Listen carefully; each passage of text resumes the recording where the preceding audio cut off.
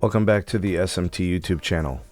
So Boost Mobile just sold off some pretty expensive wireless assets to AT&T, and this told us a lot of things. We've been making videos on this, and it's a pretty big deal. I'm not going to make videos about something that's small, on several videos. It's going to be something that is substantial to the industry. So it is a big thing. $23 billion transaction.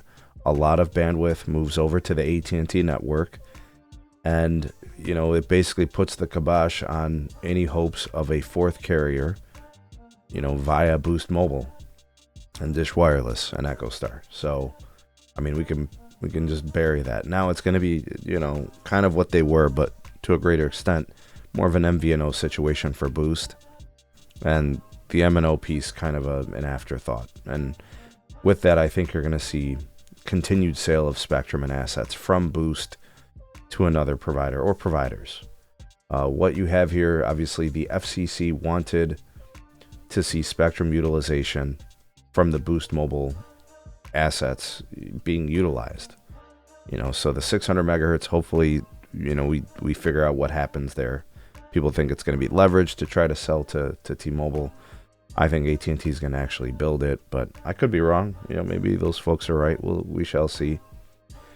But the FCC has been really, really aggressive about destroying the status quo, spectrum that's on the Boost Mobile network not being used, the wireless assets. They want to see people using it, right? Usage on those bands. DoD was just sitting. Boost never even built it, from what I could tell. That's going to be used by AT&T customers, 100%, right? So they're probably happy about that. The AWS, which still remains, that's probably next, right? And I've already made videos on potentially T-Mobile getting involved, but Verizon getting involved makes a lot of sense, and AT&T can get involved again too, even if investors don't like the sound of it.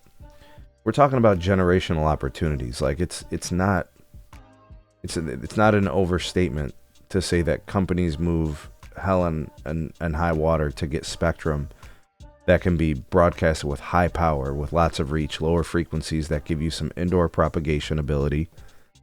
And there's no spectrum auctions coming for spectrum like that. The auctions in the pipeline are for higher frequencies, which means companies will have to build more towers, and the grids are going to have to get denser, and who knows if all towers get these upgrades and those sorts of things. So the leftover licenses for Boost, AWS 3 and stuff like that, that's, they're still up for sale, and those things are going to happen.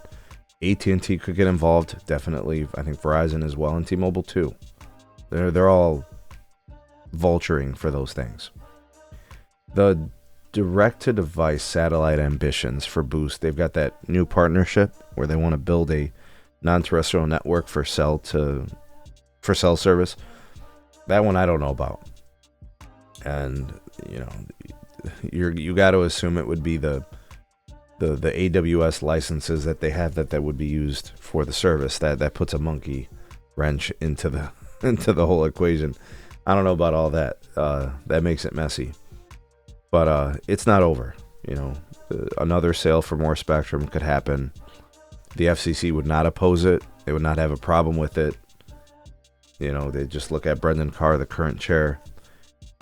Wants to see the spectrum utilized, moved around, people on it. Like Boost, 7 million customers, right? AT&T, 100 and plus million customers. So if you put those bands on air, more people are using it. Same thing with if Verizon or T-Mobile gets involved with the AWS piece. More people would use it. Now that spectrum is going to be expensive, and nobody wants to overpay for it. Like you guys heard my statements about AT&T, I think they overpaid. But Verizon won't overpay. They just overpaid for Frontier. Why the hell would they want to overpay for licenses after overpaying for C-band? And T-Mobile, they're the 600 megahertz company. They're the 2.5. They have AWS. I mean, they'd love more, but they're buying fiber companies, and They've added a lot of debt over the last several years. Like, do they want to overpay for stuff? I don't know. It's a situation we'll continue to monitor, but let me know what you guys think about this. Drop me those comments, questions, and concerns down below. Like, share, subscribe, check out some more videos. We'll see you guys soon on the next one.